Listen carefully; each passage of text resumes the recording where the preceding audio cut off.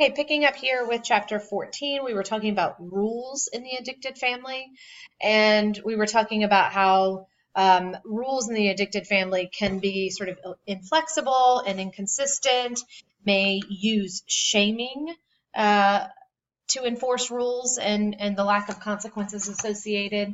And of course, we know that that's not productive or helpful.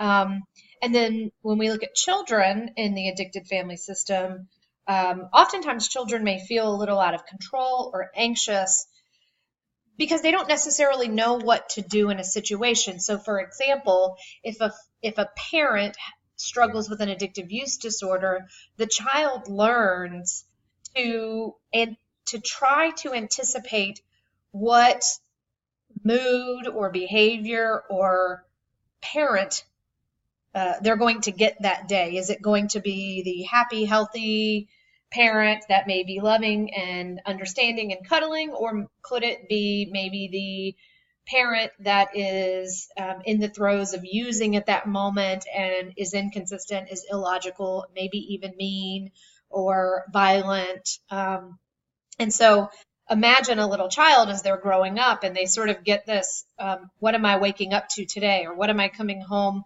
from school to today? Or how is the evening going to play out? And of course, that sort of flip of a switch in a parent can change pretty easily and quickly. And so you've got this hyper vigilant, hypersensitive child who doesn't really know what to expect from the parent who has an addictive use disorder. And it, this is imagine how out of control a little one must feel to not really ever know what to expect. Let's talk about, again, just sort of touch on these rules. There's three major rules. The addict's drug use is the most important thing. And this is consistent with any family member. When an individual has an addictive use disorder, that substance, or really more importantly, the purpose that that substance serves, is the most important thing. It is much more important than family members. It's much more important than work obligations, societal obligations. And that does not necessarily mean that the individual with an addictive use disorder doesn't wholly and truly love their child or their other family members. It just means that when they have an addictive use disorder and in the throes of this addiction, the substance, and again, what the substance does for them, is more pressing. And you can see that in a ton of examples, and I'm sure that you've experienced in your life, or that you've seen, or that you can sort of recall if you're working currently at a practicum site. Again, it doesn't mean that they don't love their child or they don't love their family members. It's that this substance and what it provides for them is just so powerful, and that needs to be known. The other major rule is that the individual with an addictive use disorder is not responsible for behavior or family problems. So they are given permission, if you will, to check out. We can't really count on them. We can't really rely on that individual to help with family problems, or we can't really penalize them for negative behaviors because they have an addictive use disorder. This is an interesting sort of dilemma when it comes to whether or not we define addiction as a disease. Disease implies that the individual cannot help what they have. And what we know is that because addiction is so behavioral, that there is an aspect of change that can happen. So anyway, just think about that sort of debate as we go on. And then the last one is that status quo must be maintained. And this goes back to that idea of unhealthy or dysfunctional homeostasis. We need to maintain this dysfunctional way of living because this is what we know. This is how we know to survive. And oftentimes change is a little bit harder, or a lot harder, for all of us to sort of do and maintain. And then these three rules here: don't talk, don't trust, don't feel. what that essentially says is talking does not promote emotional intimacy and leads to conflict. Again, go back to the idea that an individual with an addictive use disorder in this unhealthy addicted family dynamic doesn't have healthy communication. Reality of addiction is distorted. Remember back to secrecy. Children in this environment learn to not trust their inner experiences, and they learn that they cannot trust others. Again, who am I coming home to? How is mom or dad going to be by the end of the day? Children learn that people are not there for each other, and they often may not necessarily be that nurturing. So again, going back to that sort of very first major rule, the most important thing is what that substance is doing for the individual. And then treating oneself and others becomes dangerous and something to avoid. We innately want to run from things that are harmful for us. And if an individual struggles with an addictive use disorder and we learn that that individual may be causing us harm, whether we are aware of it or not, we tend to avoid it. So these are some very interesting rules as we look at the family dynamic. And then finally, and sorry, I left this one off. Addicted families learn not to honor each other's feelings or anyone other than the individual with an addictive use disorder.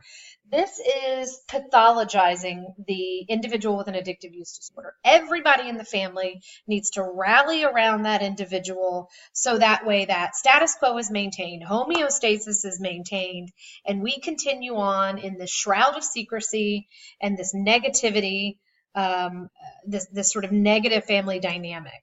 And no one else really needs to be honored except for the one that's maybe causing, and I'm using air quotes here because, and you'll see in just a second, everyone is sort of involved here. But the identified patient, the identified client, the one with the addictive use disorder is the one that we sort of have to rally around. Going the wrong way. Here's some stages in the addicted family. Read up on this. Of course, denial. That's going to be tantamount and the sort of underpinnings of all anything related to addiction and addictive use disorder. And then when it relates to the family, they hide abuse from each other and everyone else. Home treatment. The attempt to control the behavior at home. This may work initially and in healthier family dynamics, this could be all that is necessary. But the first sort of effort from a family is let's just figure that out within our confines of our family, and before we reach out for help. Then you look at chaos. This is not just chaos with the individual with an addictive use disorder. Other members are spinning out of control too. Again, so an individual who doesn't have an addictive use disorder may be rallying around the family member with an addictive use disorder as an attempt to maybe sort of control their own mental health issues or their own struggles or their own, possibly even their own addictive use disorder. And this chaos is just everyone is out of control. All the members are spinning, and so you can see how the individual with an addictive use disorder is never divorced truly from their family. And then control. This is just this effort and futility, cycle of helplessness, as it says on here. Other members identify and begin to define addiction. This control is often attempted through divorce, separation, or emotional isolation. This is when you start to see those ultimatums. And then when you put out a threat or an ultimatum, and then we go back to boundaries, rules, and roles, if that threat isn't followed through with, or as that consequence isn't sort of upheld in a way that is logical, then it's just empty.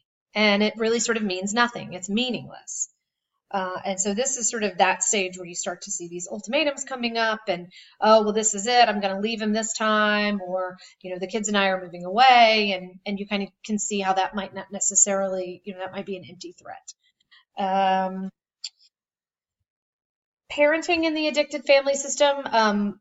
for the sake of time, it's really hard for, it's going to be difficult for me to go into this in detail, but essentially alcoholic parents are less likely to display positive affect toward children, will be less satisfied with being a parent, experience higher stress levels related to parenting, frequently engage in more punitive behaviors versus those nurturing behaviors, and frequently, maybe less responsive to their infants. And then go back to lifespan and development class, and you can imagine how this could impact a child as they progress through those milestones and developmental stages. Substance abuse among women. So when we look at a mom, higher risk of depression, increased exposure to parental and partner violence, sexual abuse, psychiatric disorder, violent behavior, and of course, criminal behavior. Let's see, I already went through all that. Couples, the impact on couples. Read up on this, but what I want you to know about this, I'm not going to go too much into this, is that concept of codependency and enabling.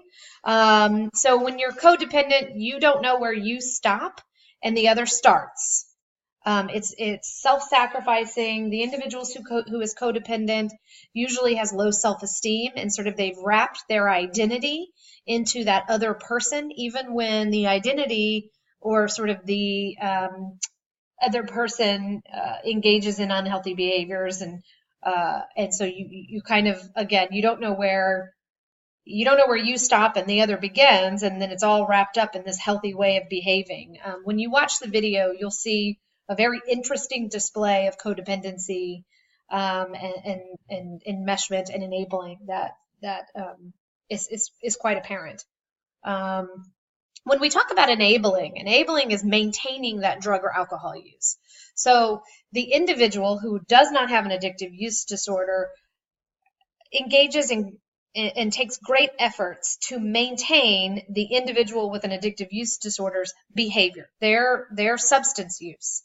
And now this sounds kind of, why would someone do that? But it could be in an effort to rescue them. It could be in an effort to feel needed or feel wanted or feel like you have a purpose in your life, feel the need to sort of control everything around you, or to just sort of draw attention away from your own issues or struggles, or their own issues or struggles. So if everyone's focusing on my husband, then they're not focusing on me. They're focusing on his addictive use disorder, and they're not focusing on my problems. I'm not focusing on my problems. So you can kind of see, how this can play out here. Interesting statistic: the codependent or enabling partner is unfortunately oftentimes female. And that's kind of an interesting fact. And that individuals who are codependent or enable sort of rescue or maintain this unhealthy way of engaging at the expense of their own needs. And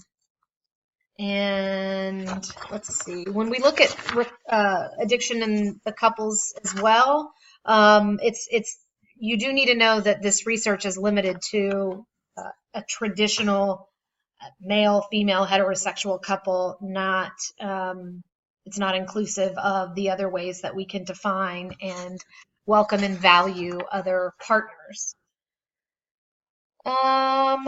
Let's see. I have a link to the drama triangle, and I don't know that I have it on here. I don't have it on here, but I want you to look at the drama triangle that I have. It's from Transactional Analysis, and it defines those ways that people can either be rescuers or persecutors or victims. And these roles these roles are always pretty prevalent in the addicted family.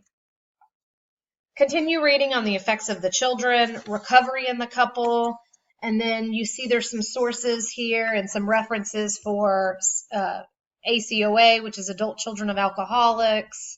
Al-Anon would be a good reference. This is a really good slide. Make sure you read up on the impact of children's behavior when they come from a home with a parent with an addictive use disorder. And that's about it for right now.